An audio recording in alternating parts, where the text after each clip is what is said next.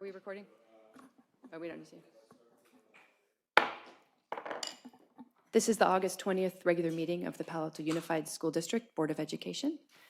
The board will recess into closed session to discuss conference with legal counsel, existing litigation pursuant to Government Code 54956.9D1, conference with real property negotiator pursuant to Government Code 54956.8, Property Coverly Community Center, and employee discipline dismissal release leaves pursuant to Government Code 54957B1.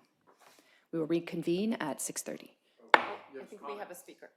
Oh, we were just talking about how we were going to have a speaker, and then I ignored you. You have the, yes, you have the floor.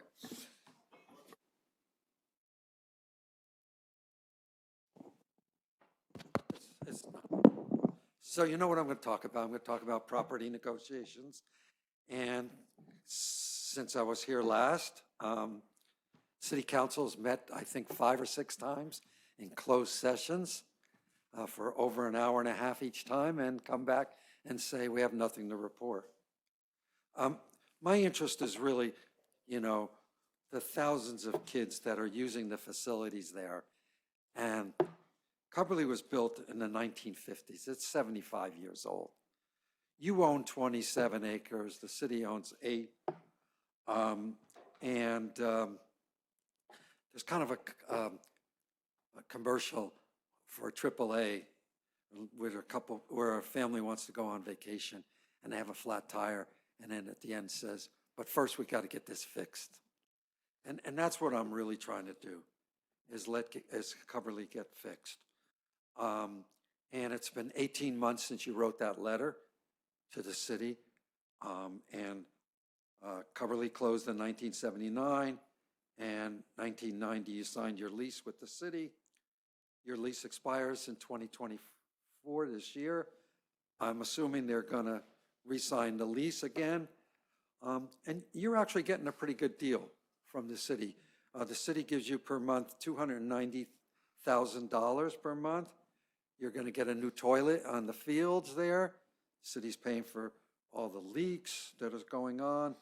Gyms A and B have been closed for 3 years, which you own. And what I found out today is that there's still another leak.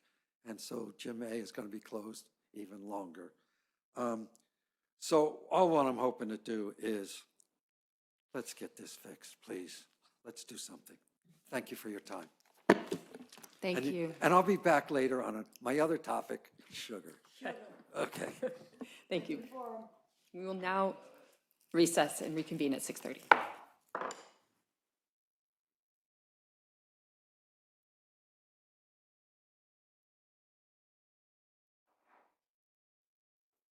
This is the August 20th. Now my mic is not working. Is it working? Okay. This is the August 20th regular meeting of the Palo Alto Unified School District Board of Education. The board met in closed session and voted 5-0 to approve the recommendation for dismissal of employee number HR 08202-419-7. Okay, now can I get a motion to approve the agenda order? So moved. Can I get a second? Second. Any discussion? Can we vote? All right. Student board members, I'm going to turn to you.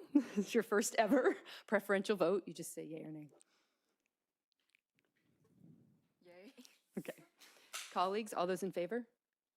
Aye. Aye. Okay. Agenda order is approved. All right, now we get to move to our brand new student board members' reports. So welcome and take it away. Hi, my name is Yoon So, and I'm excited to serve as GUN's board rep for this year. I know I have some big shoes to fill, so hopefully I'll get comfortable with my role over time. For some updates regarding GUN, we started the year off strong with 1/3 of GUN staff opting for a 2-day workshop on restorative practices, and this included community building within classrooms. And Principal Stratton was able to extend the wellness hours for 30 minutes past the end of school, incorporating feedback that admin received from last semester's hearing session, so thank you to the wellness team. Before the first day, we held freshman orientation and welcomed the class of 2028. And following day on Tuesday, SEC members spent the day settling on a homecoming theme that is soon to be revealed. And as school got started, Gun hosted the second ever carnival last Friday, and we had over 30 game booths hosted by teachers, SEC members, and club officers. So shout out to them. And this Saturday, the senior class gathered for the annual senior sunrise at West Wind Barn, celebrating the start of their final year. Regarding athletics, Gun welcomed our first girls flag football team, and I was really excited to see so many people out there. So I'm excited to see how it plays out. And finally, Gun settled on an annual theme, You Belong, and staff wore their matching shirts this past week to start off by sending a positive message to the student body. And that is all I have to report. Thank you. Hi everyone, my name is Samantha and I'm the Pally board rep and I'm really excited to be here and hopefully this will be an amazing year. So a little bit about what's going on at Pally. Before school started, Pally also held new student orientation for our 400 incoming freshmen. And as school started, class council held their class meeting with their respective grades and give a preview to what each class is planning throughout the year, such as with events like Spirit Week. Classes have already decided their Spirit Week theme, which is always a fun thing, and it's like color-coded. Sophomores, their color is red, so they decided on the theme Firefighters. Juniors, their theme is yellow, and they decided Yellow Brick Road, or also the Wizard of Oz and things like that. And then seniors, our color is green, and we have decided on Monopoly and / money. And then the senior class council also hosted some key senior events, such as Senior Sunrise. ASB also held a Roost and Roast fundraiser at Town and Country for the first day of school, and we also held a lunchtime carnival and barbecue hosted by PTSA, a back to school rally, and a back to school dance. So we had a lot of events and activity to kind of start off the year. And then we have also started freshman class council elections. And then Pally Fall Sports also started, and like Gun, we have the new edition of girls flag football. So that is it. Thank you and welcome. Superintendent of Schools report. All right.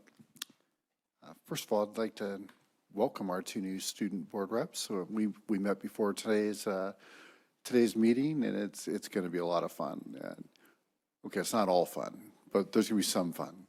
We're going to have fun. So I think we, again, have just excellent board reps, and I just love the spirit that they bring to our meetings.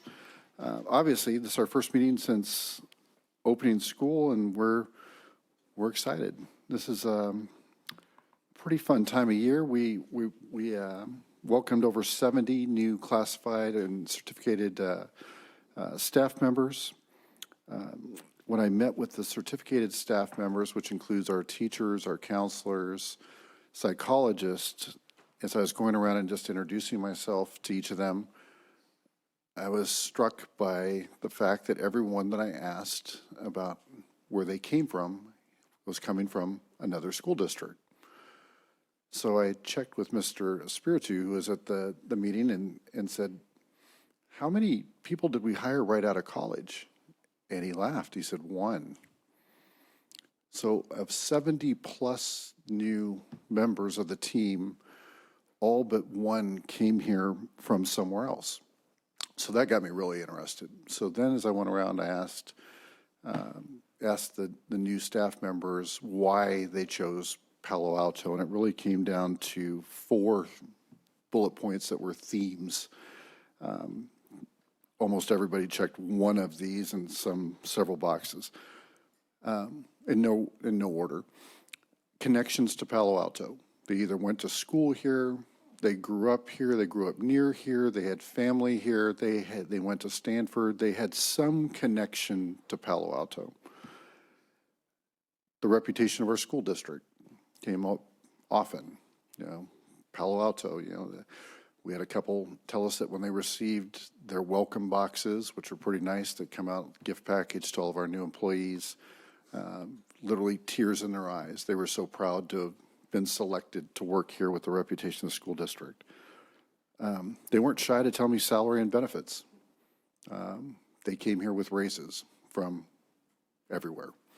So that was a good thing, and that's something we're very happy to be able to do here in this school district. And finally, they described, without necessarily using the term working conditions, they described working conditions.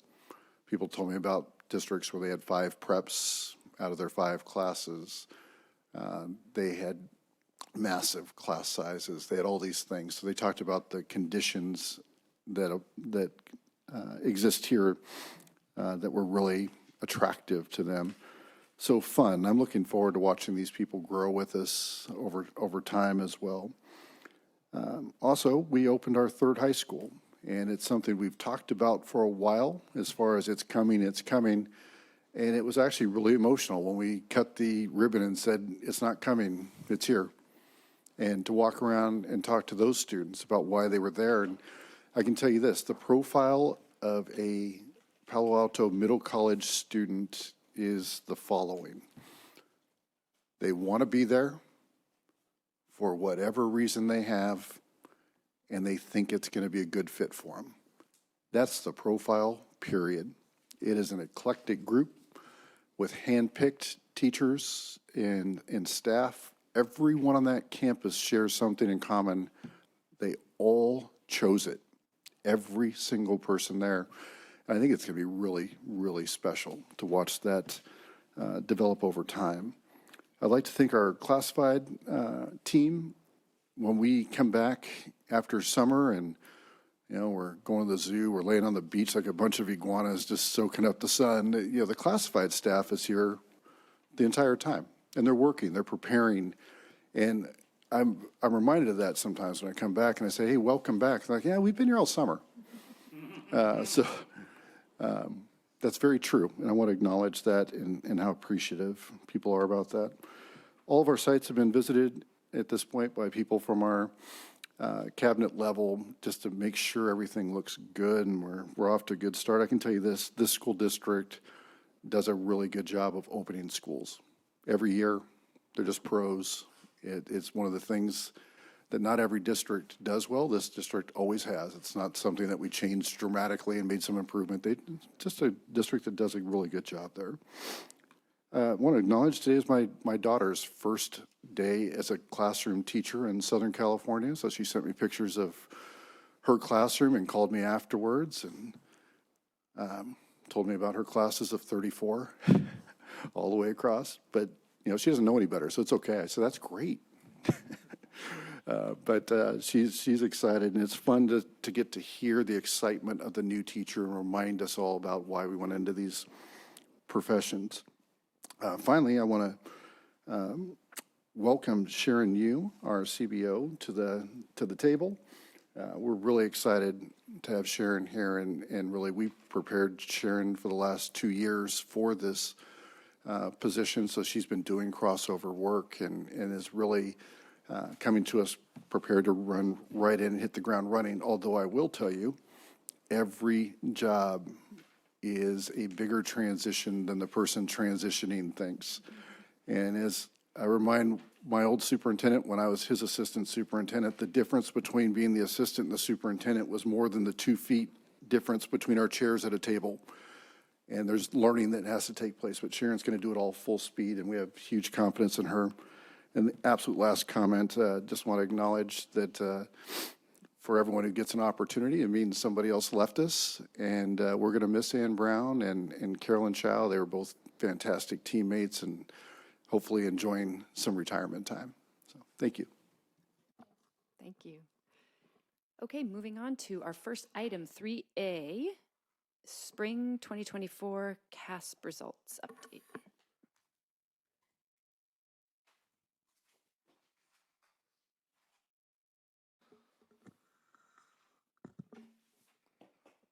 All right.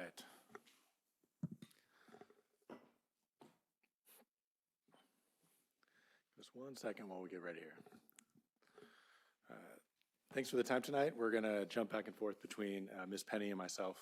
So this presentation is a brief overview of the 2024 ELA and math summative results. The complete report is available attached to this agenda item.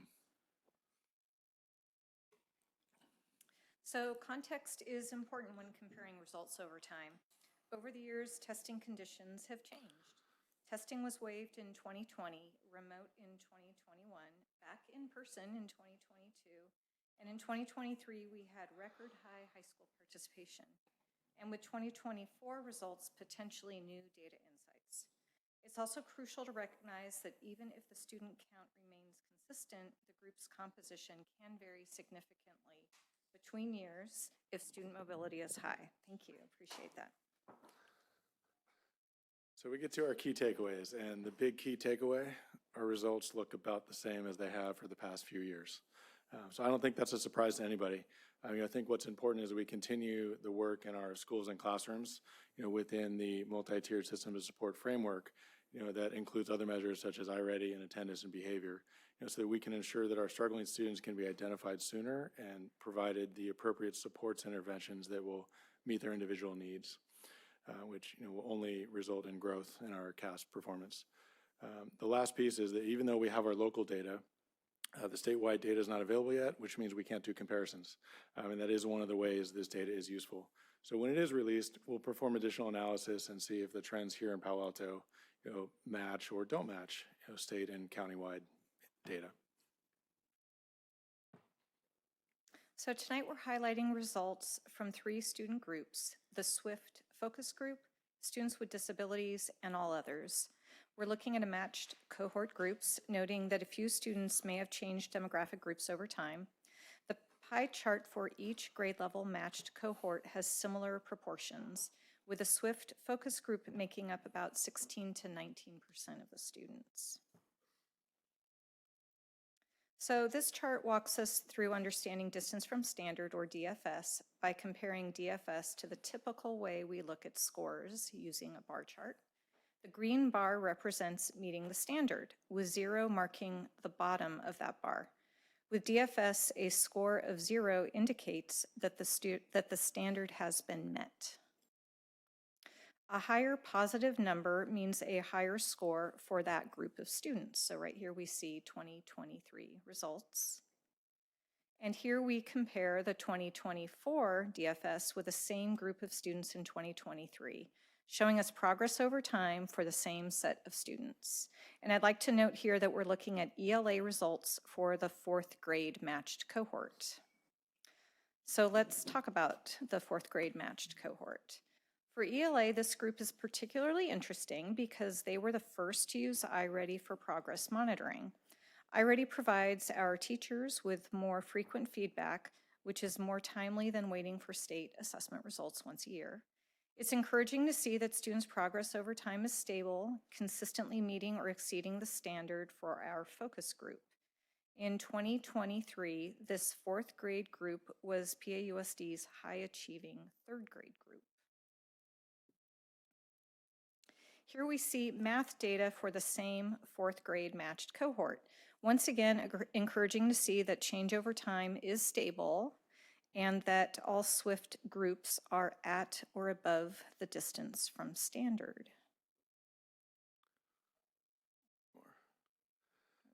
And in addition to 4th grade, then we moved on to 8th grade for one reason. At 8th grade is our most complete data set with 5 years of state testing data. So it's something else to look at opposed to 4th grade. And we notice on our ELA charts that, yes, our scores are lower than last year, which I think obviously warrants further exploration by our site teams. This includes student-by-student discussions for underperforming students. Of note on this chart, the 8th grade cohort, the SWIFT focus group here includes 79 students.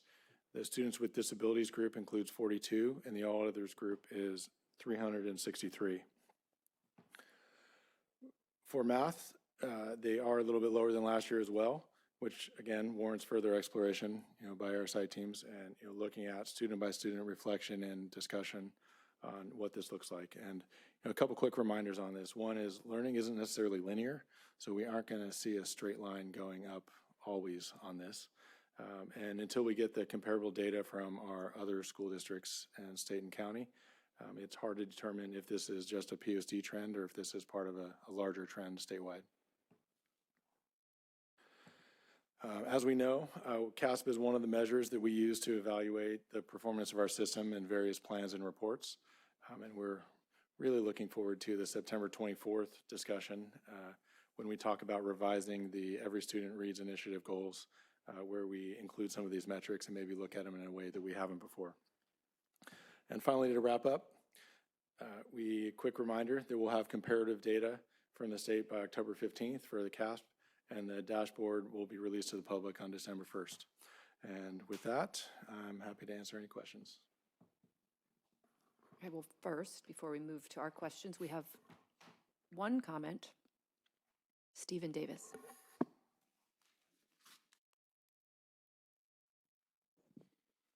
Good evening. Good to see you all again. And I was going to ask you about your daughter, so congratulations. I could talk about the growing gap between the students with disabilities and the general ed peer, or I could talk about the long-term growing gap in performance if you follow a cohort through time. I could quibble about uneven data for students with, how we present students with disabilities in other groups versus ethnic groups. I guess the real question I look forward to hearing, not tonight, but hopefully this year, which is, when are we going to apply the same passion to, that we've applied to literacy and the same public dissection of the problem to the huge gap that our students with disabilities experience? The numbers are there, they've been there. That's, I guess we're at the stage where we know we have a problem. So when are we going to move on to the next step? Thank you. Thank you. Okay, colleagues, any comments? Mr. Collins and then Ms. Siegel. Thank you. I'm going to remove my mask. I just want everybody to know I don't have COVID, but my wife does. I tested before I came to the meeting, so I am being cautious, but I want to hopefully set people's mind at least somewhat at ease that I do not have. Yeah, no, I'm sitting way over here, and I will wear the mask, but I'll take it off to talk. First, thanks for this report. This is a really good report. Thank you. I think you managed to distill a lot of data into what to me are the most important analyses.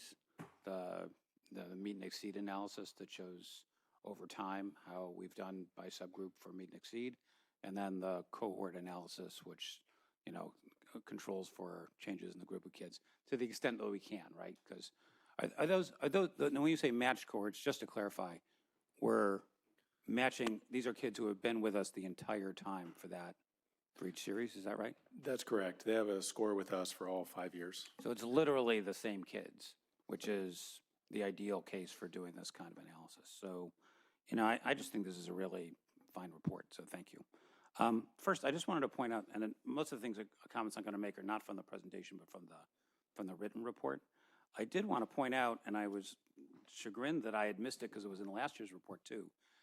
You guys conveniently put in the change by year by ethnicity, and it was really interesting in that it showed that of the about 500 kid drop that we had at the beginning of the pandemic, 100% of it was, or nearly 100% of it was white kids.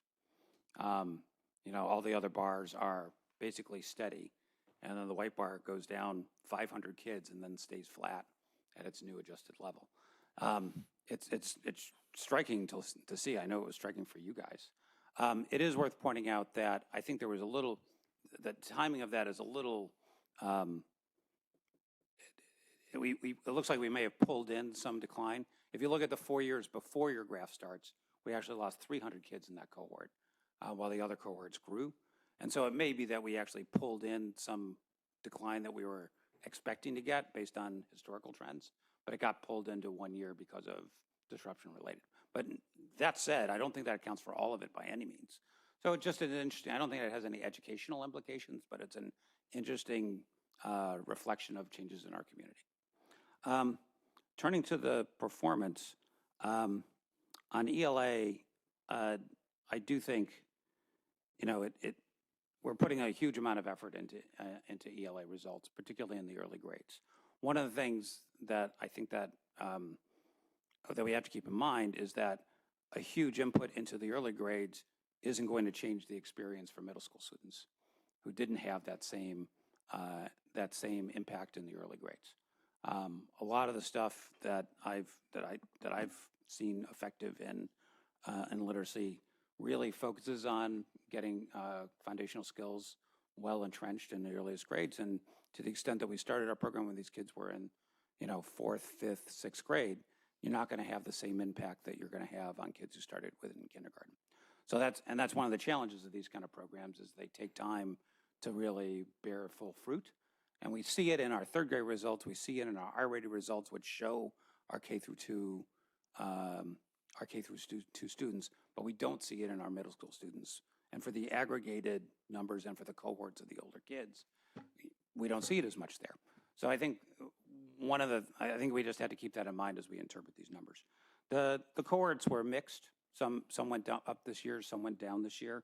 The mean and exceed was, especially for the focus groups, universally down. And we're kind of back to where we were in 2019 before the pandemic started for most of those subgroups, which obviously is not what any of us want. I do think, and you had mentioned this before, it's worth keeping in mind that these cohorts and subgroups are pretty small in the context of doing this kind of analysis. When I look at student groups in other districts, I usually don't look at anything that's less than 100 students. So the fact that we're dealing with things that are almost all 100 students or fewer, I think we should just keep that in mind, that there's variability introduced there, that, just year-to-year variability. That said, I mean, there's definitely a case for what I would call watchful waiting. We don't know that what we're doing isn't working, but we definitely didn't see the result that we wanted. And the question is always, is that a blip or a trend? And unfortunately, there's no way to know until we, or playing poker until we turn over another card. So, I think that with ELA, I think watchful waiting seems like the right approach. With the math, I think it's, if you look at every grade cohort, every one of them was down year on year this year. Every single cohort was, for the focus group kids, every cohort was down. And for the meet and exceed chart, for every focus subgroup, we are down at or below the level we were at before the pandemic started. In most cases, we are well below the level that we were at before the pandemic started. So we've actually regressed. And I guess also worth pointing out, and I think you mentioned, for ELA, for all these cohorts, we're actually on the distance from standard. For all the cohorts for the focus groups, the average is above the standard, usually 30, 40, 50 points. For the math, it's right at the standard. So there's, even within our own students, their performance versus standard is meaningfully lower in math than it is in ELA. All of that says to me that math, which we have sort of, continued to just do what we do for the last several years as we've focused on early literacy, it may be time to elevate math to a tier 1 area of concern and an area of initiative, because these are definitely not the kind of results that we want to have. So it would be, I think that's worth considering. I think it's, I think one of the things we've learned is trying to do too much is a recipe for failure. So trying to figure out when we have capacity and how to get that capacity arranged without sacrificing other things we think are important, that's your job, and you guys do a good job of it. But I do think, in terms of identifying a problem, this report seems to me to say that math is at this point, a problem that seems to be getting worse.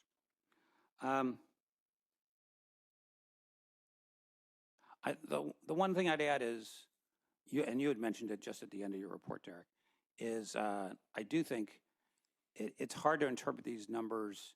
It's very useful to interpret them with the time series the way you give them. The other comparison you need, though, is against other districts, right? So, for instance, for ELA, for the 8th grade group, we say virtually all our student groups went down. Every single one of them went down for ELA 8th grade math, 8th grade ELA. And it's like, what happened? I mean, did the fire alarm go off during the test? I mean, it's like, what happened? And the question and the answer may be, it was something about the test. It may be that the whole state went down. And so we don't know that until the state releases the results in October. And then you guys have a chance to, kind of pull together the data. So I think it would be great to bring a report back in like January, after I'm long gone, and kind of revisit this data from the point of comparisons with comparable districts. Because I think we can learn as much from that as we do from the time series data that you guys put together so well in this report. So that's all I've got. I really, for me, this is our report card. I mean, literally everybody sitting at this dais, I think this is our annual report card. This tells us more than anything else how we performed as a district. And so I think it's appropriate that we spend a lot of time on it. I think it's appropriate that we do all this analysis on it. I know you guys sweat bullets going through this data, trying to figure out what it means and what it's telling us. So I think that's great. And, and I hope we take those lessons to heart and use it to modify our practice and our priorities going forward. Sorry for such long comments, and I promise I will not have as many on the future items. Ms. Siegel. Thank you both for the report. I just wanted to make eye contact with both of you. I spent a lot of time analyzing it, and I wanted to just point out a couple of my thoughts. Although there's a decline in 8th grade Smarter Balanced scores in math for our focus groups, I want to highlight that our focus group continues to perform above standard as evidenced by the graph, which in the future I hope includes values next to each data point. That would be very helpful for me for clarity versus trying to figure out exactly where it fell on the graph. I'm also glad that we are using Panorama now to implement multi-tiered systems of support. And we often use acronyms up here, like MTSS, but I'm going to try this year to use fewer acronyms so that the people who are listening, every time we say MTSS, I'm thinking, maybe they don't know what that stands for. So I'm just spelling it out here to look at each student carefully in a holistic manner, and then tracking the effectiveness of the interventions. I'm very excited that we're doing that, and I appreciate all the work that's gone into that. It's important to note that in addition to a decline in the Smarter Balanced scores for math, in particular for focus groups, our 8th graders experienced an increase in D and F grades, especially in algebra. I brought this up at our last meeting, but it bears repeating now because a lot of people were out of town. And so for me, I'm more concerned. I mean, I'm concerned about the drop here, but I'm also very concerned about the number of Ds and Fs in 8th grade last year across all the 3 middle schools. And I'm also, concerned about the decline and believe that there is a connection there. And I mentioned this before, but the transition to high school is tough as it is. And it's even harder if you're going in with negative self-talk. So as we're looking at these scores, I also hope we're looking at it in a way of we have the grades and now that we have the scores, that we really, I agree with Board Member Collins that this, if we have the time, the capability to make this a tier 1 level focus. I saw firsthand as a high school teacher how difficult it is for students to overcome this label that they enter high school with. I failed. And so I hope that we're looking at the test scores and we're looking at the grades. And I want to be clear, I'm not attributing failing grades or the decline to the students or the teachers. I would want to look into this system or the implementation of the system versus blaming students. I just want to make that clear, blaming teachers. I want to acknowledge for our teachers that they're teaching new curriculum and new grading and assessment practices combined, and that is a lot for teachers to take on. So on that note, I look forward to a collaborative process between the math departments at all 3 middle schools and district staff to come up with possible solutions to continue to refine what has been reimagined. And I too look forward to getting a report that compares our school with comparable districts, as it is possible that all the comparable districts went down, and I would want to be able to compare to make any more comments or notes. So thank you both so much. I am very grateful for this level of analysis. Thanks, I'll be quick. Thank you so much for everyone that worked on this analysis. Looking at cohorts over time is so much more valuable than every year's 3rd grade class or whatnot. And I really appreciate that you are all looking that way now, right? So we're looking at the same students. So that was good to see. I also want to point out that this is one snapshot. It's one of many things that we use. You talked about your holistic approach. And I think that's so helpful to have iReady and to have the teacher's perspective and to have grades and to have this, right? It's a day or a week in the year. And it, you know, it has weight and it's not the end all be all. We have lots of other data. So you looking at it holistically and looking at that along with grades and teacher opinions and other assessments, I think really gives us the big picture. Obviously, there's more work to do, but just looking at this level of analysis, I think that you are equipping our administration and our principals and our classroom teachers to really hone in on a lot of this multi-tiered interventions. And finally, you know, if you are a student that is struggling in math, and if we're looking at the progress or lack of progress we made, it's really hard to be patient in seeing us give it our all. But I really appreciate that staff has said, wow, we bit off something huge with this Every Student Reads initiative. And this was a big learning curve for our staff at all levels, for our classroom teachers especially. We threw a lot at them, really kind of just still coming out of the pandemic. And jumping to another intervention too quickly guarantees that both of them are not going to have success. So in the long run, even though it's really hard to be patient, when we see that there's really important work to do, I think really pacing ourselves and you guys telling us when you're ready to take on that next, that sort of next initiative and that next priority goal. I am grateful that you have not piled more on top of these teachers and kids as they started the Every Student Reads initiative. So I look forward to, maybe I'll still be here when you tell us you've got a timeline for that, maybe I won't, but I appreciate all the work on that. Thank you. Okay, student board reps. Any comments? No? Okay, well, thank you very much, both of you, for that presentation.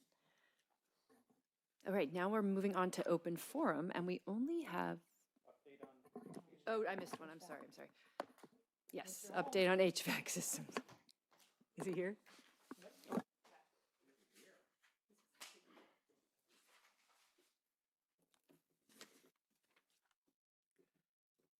I thought you'd all want this really exciting and engaging topic. It is. Yes, we joke that it's definitely a hot topic. Just as a reminder, we started the HVAC project with the the board direction back in January of 2021. We have experienced several delays along the way that we've previously come and addressed and talked about mitigating measures and alternating sort of approaches. We have now experienced even more delays, and we're coming to sort of adjust and sort of present how we are mitigating those and moving forward. So this is a typical HVAC timeline of what it takes between design and construction. And it typically takes 2 to 4.5 years, depending on campus size and complexity. Obviously, a smaller campus, faster, more on the 2-year side. Some of the larger campuses, 4.5 years, especially if you have complicated systems. And but what happens in there is simultaneous to your design period and your construction period. You have we're requiring power upgrades, and there's a rather extensive series of steps you have to go through to upgrade the campus power. In a pre-COVID world, that was negligible, and typically all the other work that you had to do took longer than the power upgrades. But there is a nationwide shortage on power gear that has not rectified in a post-COVID world yet. And so in this little outline, it shows all the spots where we've had delays over the last 4 projects. Now, many of the things that you go through on the city side with the utility company for, because our power is City of Palo Alto Utilities. We have 2 sites that are PG&E, and that can actually be worse than some of this. We are experiencing that at Escondido right now. But all of these things have hurdles that you have to go through, and you have to meet that requirement to go to the next. And so on any one hurdle, we have not experienced all of these hurdles that I've identified in red on our projects, but we've experienced these hurdles at different locations. So We have at minimum 3.5 years to get a project completed, up to a maximum sort of worst case scenario of 6 years, if we were to add up all of the delays we've hit. Now, because of that, we have been working closely with the city to address the roadblocks, because really what has happened is that the City of Palo Alto utility delays have overpowered the construction delays and have really been the main roadblock in getting work done. Mostly has been the pre-design review that is promised to take 2 to 4 weeks, that across our last 4 projects has taken 8 to 15 months. Has delayed the ability to even start construction. So I'm happy to report that the city has identified the problem and stepped up and has dedicated an engineer just to us, and we are breaking through a lot of those log jams. And we are hopeful that the timeline will be shorter and faster going forward.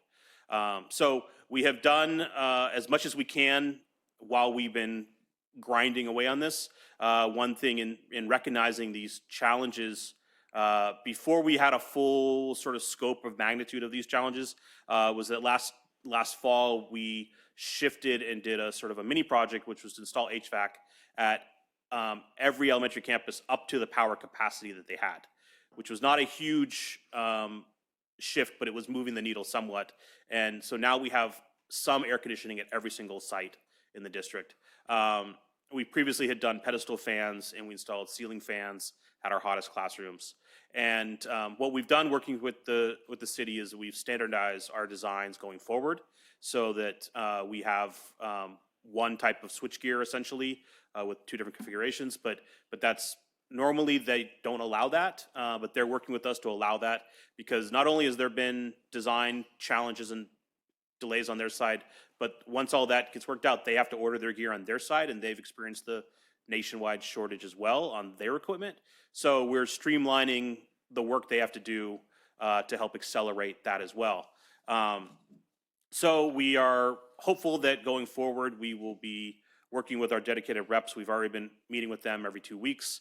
The manager has been checking in with us every week as well, and we're really kind of breaking through some of those log jams. And we were, at the start of the summer, looking that we would not have power at a couple of our campuses start of school year, and they managed to break through that and got it just in time. So we were really thankful for that, breaking through that delay.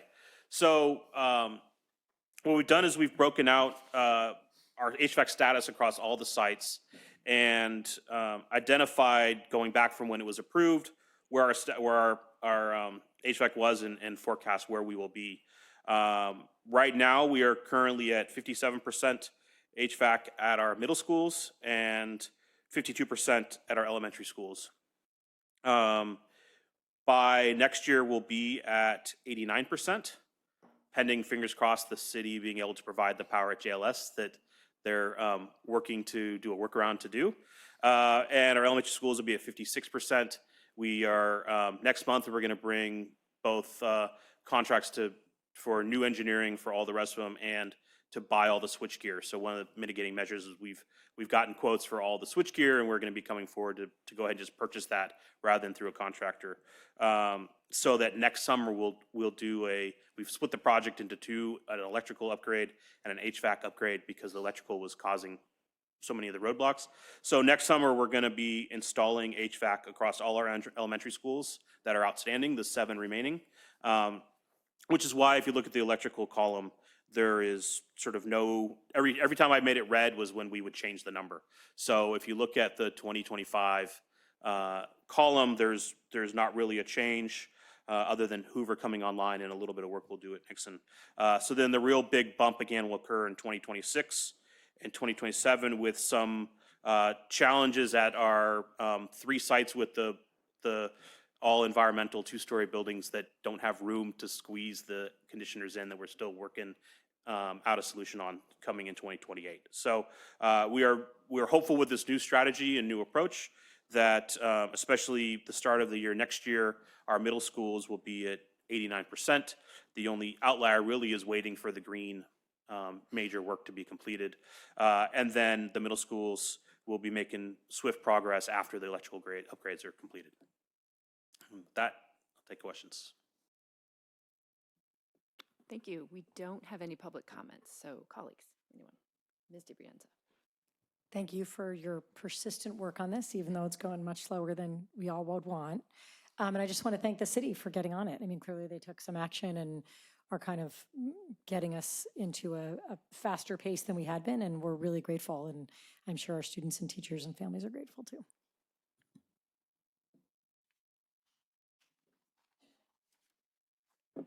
Thank you, Mr. Thank you. Holm. Right, now we're moving on to open forum, and we have 4 comments, so that'll be 2 minutes each.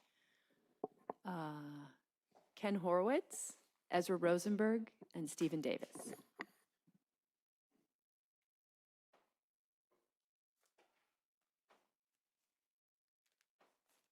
Good evening, Ken Horowitz.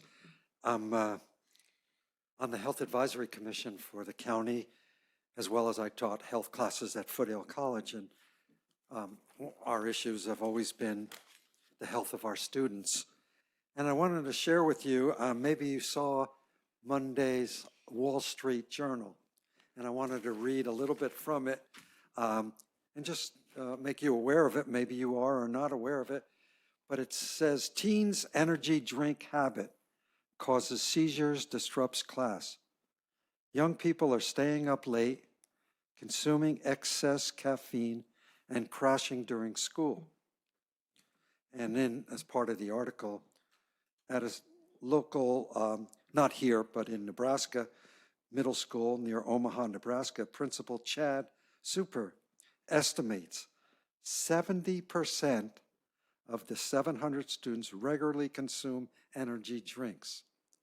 Many students drink them outside in the morning and then sneak them into their lockers. I think it's pretty alarming. And just want you to be aware of it. And you know my feelings about sugar, and they also contain lots of sugar as well. So just want you to, as one of your functions, to monitor our students' health. And I know you do, but if they're sneaking things in, putting in their lockers, and they contain a lot of caffeine as well, that's why they drink them. So thank you for the time to share that with you. Thank you. And I'll leave this article. Okay, thanks. Ezra Rosenberg, Stephen Davis, and Allison Kami.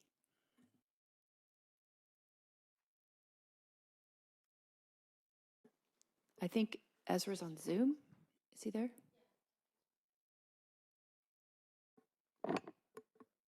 You're there. Are you there? You have to unmute yourself if you're there, Ezra. Yes? Maybe you stepped away. Okay. Ezra, if you're there, we will come back to you. We're going to move on to Stephen Davis and Allison Kami, and then I'll circle back to you.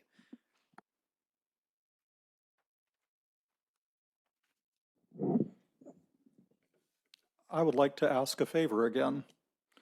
Last year, I asked the district and the board to help spread the word about CalAble's accounts, and you did. Thank you. As of earlier this month, there are only around 12,000 CalAble account holders in the entire state of California. In 2023, there were 765,169 students with disabilities in California, and if you're making an estimate, probably more than half of them are eligible for ABLE accounts. We probably have around 600 eligible children in Palo Alto alone. This program is critical when our kids become adults, as it is key to protecting their eligibility for state and federal disability services. It is also an excellent savings and investment vehicle, like a Roth IRA for disabled people. I hope you will help get the word out again. Thank you, and it's calable.ca.gov. Thank you. Okay, Allison, and then we'll circle back to Ezra.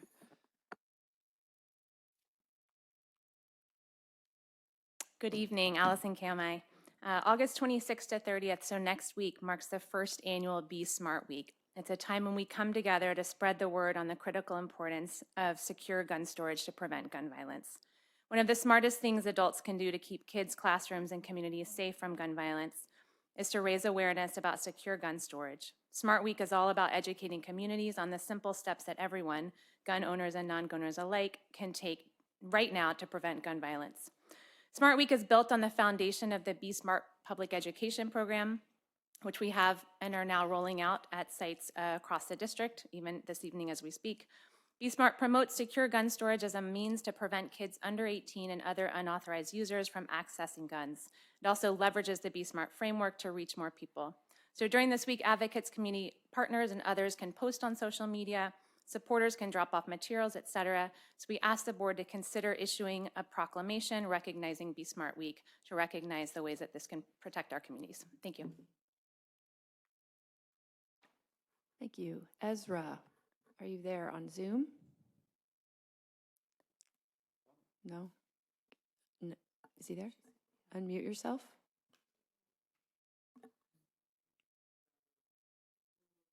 Okay. Well, we're going to have to move on. Ezra, email your comments to board@pausd.org. Okay, moving on to consent. Can I get a motion to approve the consent calendar? So moved. Second. And we do have one public comment. Stephen Davis.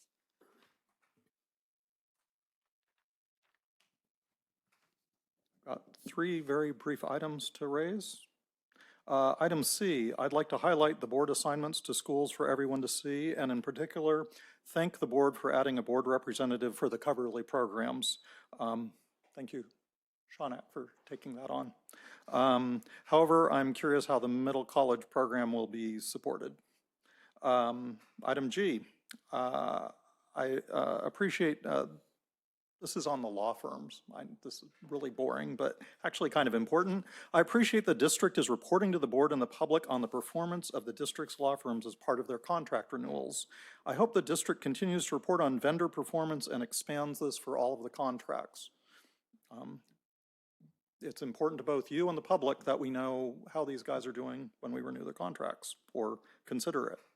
Item O, it's also about the middle college. Just wanted to highlight that it is great the district is getting a grant to improve outreach for the middle college program and to help make this excellent program more accessible. Thank you. Okay, thank you. Okay, any discussion? Colleagues? No? Okay, student board members, preferential vote? Aye. Colleagues, all in favor? Aye. Aye. Okay. Moving on to action. 6A, approval of proposed revision board policy 3461 to increase the basic aid reserve. Okay, before I turn this over to Ms. Yu, just a reminder that we started this topic in June, last meeting in June, I believe. And I believe our original percentage was more like 17%, and we were asked to tie it to something, so we did. So Ms. Yu's going to walk us through there, but just a reminder, this is the second time before the board. Thank you, Dr. Austin. Good evening. We are currently right now are back here to bringing this item to you, the proposed revision of our basic aid reserve, which increases from 10% to 13%. This revision aligns with the recommendation provided by School Services of California, and it aims to enhance the district financial stability and preparedness for future challenges. The increase is going to be the 3% required state required reserve. It's still going to stay in the general fund, and the 10% would be added or would be in our reserved, which is in our Fund 17, which equates to 2 months' worth of payroll.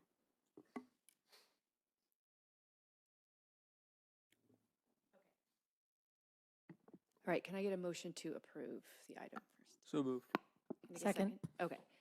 We don't have any public comments, so colleagues, anybody have any comments? Mr. Collins.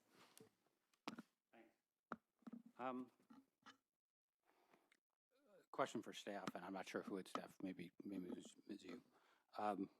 Why are we doing this? This is just to prepare us for when we brought the budget during adoption. We have seen a structural deficit, and as a recommendation to be able to prepare in those, if those proposals, budget, structural deficit happen, we have a safety net that is added in our reserve. But this doesn't change the amount that we have in the bank.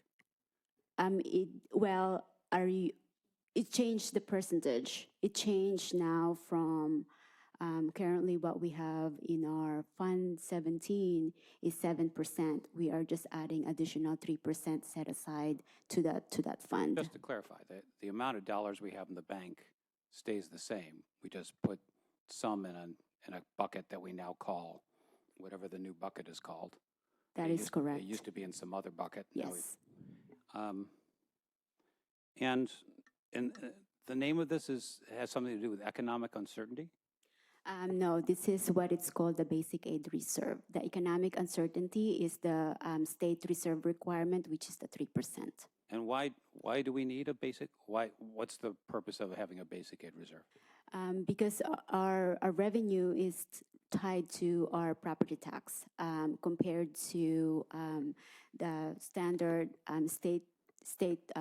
state-funded school district, that they have different requirements in terms of their reserve, because our property tax is volatile. So in order for us to make sure that we look into safety net for the budget for the district, it's recommended by School Services of California that we do have set aside basic aid reserve. Because for many districts, the assessed value of the property in the district goes up and down, right, depending on real estate? Yes. Do you know, and this is a trick question, and maybe you know the answer, maybe if you don't, just say no. Do you know the last time the assessed value of the property in PAUSD went down? The last 10 years, when I review and analyze the property tax, there is no point that the property tax went down. But there is a time that it stays flat. But so far, that's the So I've reviewed historical. that same time series in the context of our bond offerings back to 1980. There is no year that at least in the data that was presented to me, there was no year since 1980 where the assessed value of the property in PAUSD has gone down. And that's very unusual. I think in many districts, most districts in California, the assessed value definitely does go down. I remember during to a sense, we talk about stress tests in financial institutions. I'd say the biggest stress test for this was during the financial crisis of 2007, 2008, 2009, when I know there were districts around California that saw a 20% reduction in the assessed value. And we did not. Our assessed value was, I think, less than 1% one year, and then 1.5 the next, and maybe around the same the third year. So it's a valid question. So while School Services gives us advice to basic aid districts, even among basic aid districts, we are an unusual basic aid district in that the volatility that this is provided, designed to set us up to buffer, we haven't experienced in the 40 years that we have written records, right? So, right? I mean, yeah. Yes. So, I mean, I think that's useful context, because, I mean, the other useful context, I think, is as our AV goes up, as it has gone up for 40 years, we're now in a different situation than we have been in for almost all of that period, where our enrollment is also going down and has gone down by almost 20% over the last 10 years, and is forecast to continue to go down. And since revenue per pupil, pupils are going down, the denominator is going up, and what was the one on top called? The numerator is going up and the denominator is going down. I was glad Shaunak had to think for a second. I didn't make me feel better. You know, the revenue per pupil in our district keeps getting bigger and bigger.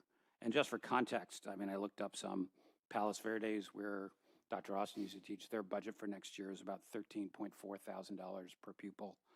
San Jose Unified is 14.6. Cupertino down the street from us, 17.2. Los Altos next door, 24. Our budget for next year is about 33,000 per pupil, and it's probably going to be higher than that because revenue is probably going to come in higher than budgeted based on the early returns on assessed value, right? So it makes me, I'm happy that we're so well funded. It makes me, I worry that it's not a sustainable situation. Being so, now having our revenue per pupil now solidly into the level that private schools charge is very unusual, almost unprecedented in California. And I worry that when we're in this situation, and with the size of the reserves we have, that we're in we're setting ourselves up to be a target. And so anyway, I want to point that out. The revenue per pupil only tangential to this, but it says to me that I'm less concerned about our reserves and the fact that we showed a deficit this year, and more concerned that we have revenue that is at an unprecedented level for this district or almost any district in California. And it's almost certain to continue to go up given our AV and enrollment habits. So all that coming back, I'm indifferent to what buckets we put our reserve money in, and we can put it in a bucket that's called this, or we can put it in a bucket where it is. I don't think it makes much difference. It's still the same money. But I do want to call my colleagues' attention and the community's attention to the fact that we've got this unprecedented financial situation that's gonna continue to be with us. Colleagues, anybody else have any comments? No. Student board reps? I'm wondering where the deduction is coming from to supply the 3% boost in the reserve. Could you explain that a little bit? Sure, that's a great question. The 3% is really coming from the general fund. The district funding consists of multiple funds. So what it's just doing is an internal accounting transfer from one bucket to another.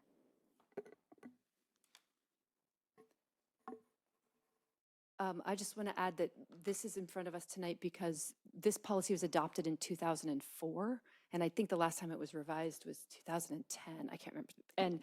And the board last meeting was just confused by where the 10% came from because it seemed like it had been sort of plucked out of the air. And I think what we asked you was just to come back and tie it to something so it made more sense and so we could have in the record of what it was tied to. So what I'm hearing is it's tied to a recommendation from School Services of California and to the cost of 2 months' salary. That is correct. Okay, so I would just ask and I don't know, put this in a tickler somewhere since 3 of us are coming off this board and this conversation will never be remembered. If those change, if that recommendation from Student Services of California changes, or if our salaries continue to go up and the cost of 2 months' salary increases, that there's somehow this comes back in front of the board and maybe that percentage also changes to reflect. I want to just make sure we continue to stay tied to something that makes sense as opposed to something a board just made up at some point that none of us could remember where that number came from.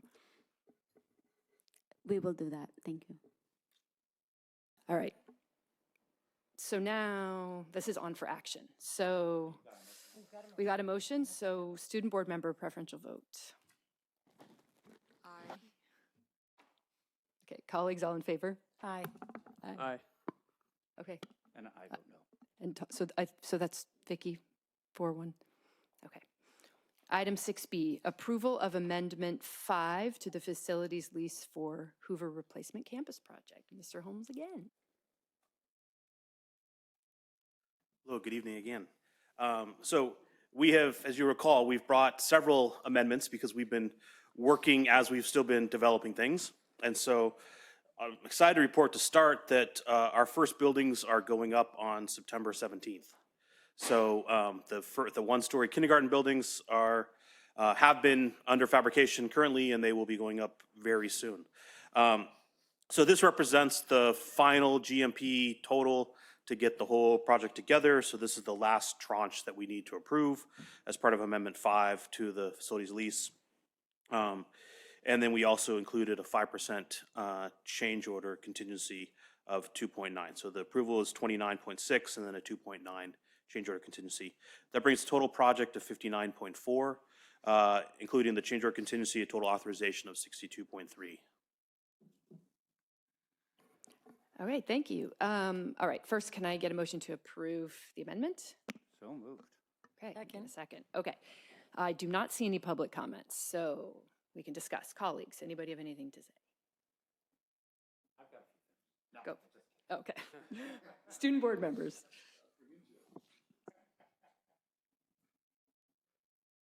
All right, I just wanted to say this is the final amendment. We now know finally, after how many years, how much it's going to cost. Yes, that is correct. To build Hoover.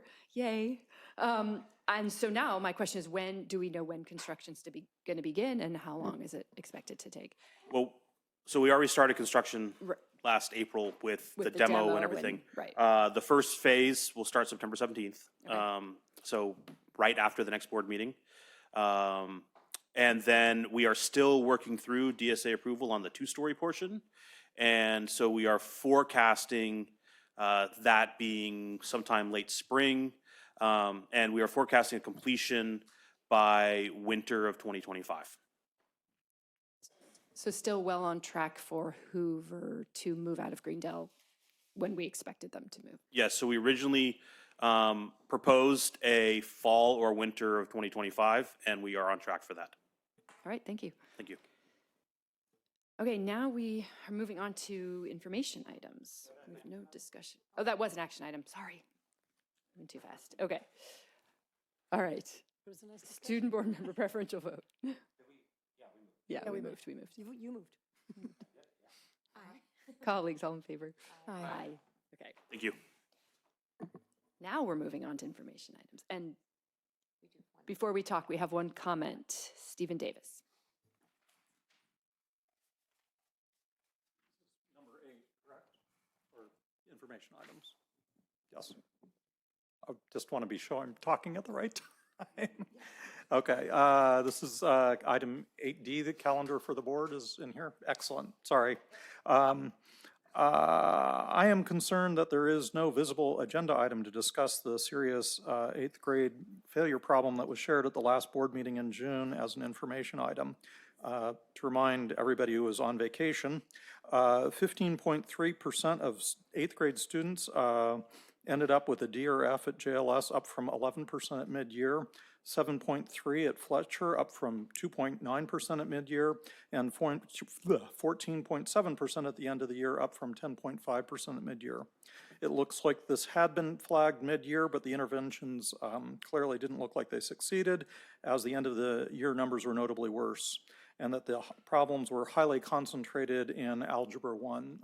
Thank you for highlighting this, Trustee Siegel. I am also concerned that overloading the October 8th meeting with both math placement and special education, both on the big items on the agenda, as we all know that math presentations have a lot of public interest. So I just add that for your thinking about scheduling. Thank you. Thank you. All right, we can move on now. Board reports. Anybody? Mr. Dart. I had the pleasure of attending with Mr. Collins and Ms. Siegel the ribbon cutting that Dr. Austin and Dr. Chung cut at the Foothill Middle College, or Palatine Middle College High School, and it was awesome. Dr. Austin already talked about the important parts, but it was great to be there, and it was great to be there as sort of a culmination of what you all have been working on for quite a long time.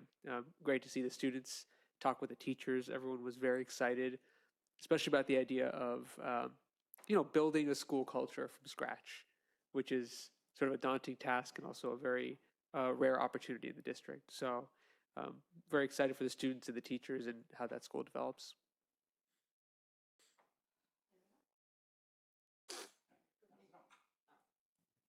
I was just going to highlight the same and how exciting it was to feel the energy.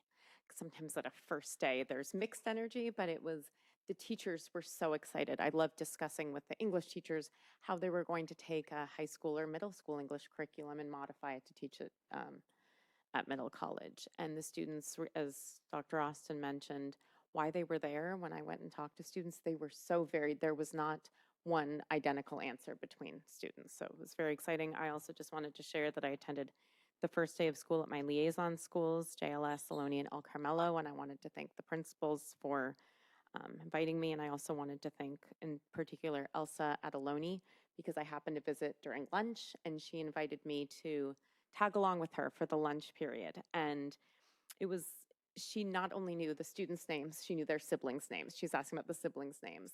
And then there were brand new students, and she knew their names. I said, how do you know the brand new students? And she said, well, because there are new students. And then I enjoyed watching two students walk through the peace path. I hadn't seen it before. And if you haven't seen this peace path, it's at Ohlone, it may be at other schools, but students walk along these steps, and it's a way to talk through disagreements. I had never seen it in action before, so I just felt very grateful to be there. I left feeling like an Ohlone student, which I once was, very optimistic, energized, and excited. So it was very enjoyable, and I just wanted to thank her again for providing me with that time.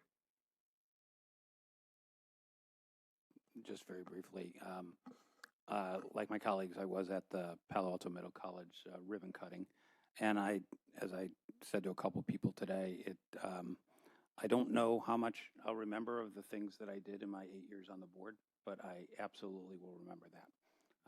It is, to me, one of the most impressive and, in many ways, moving things that I've done. It was, a ribbon cutting of a small school on a remote campus, but to me, it really represents the foundation of something that can be really important and impactful for our students who want something different. And I'm very proud of us I'm proud of the staff in particular who drove this, that we are able to deliver something that is so meaningful and important. And the idea that it's a new school and it's not just a thing, it's a school and it's got a mascot and colors and a campus. I mean, it really is, it was impressive. So thank you. Can I just say that the two of us, I think, were very sad to miss it. We had a combined 6 kids starting school that day. So we were getting them all off to their respective schools. And we were sad to miss it, but also really happy that the day has come and that it's really, the students and teachers are really excited about it. All right, anything else? Anybody? Okay, with that, we are adjourned.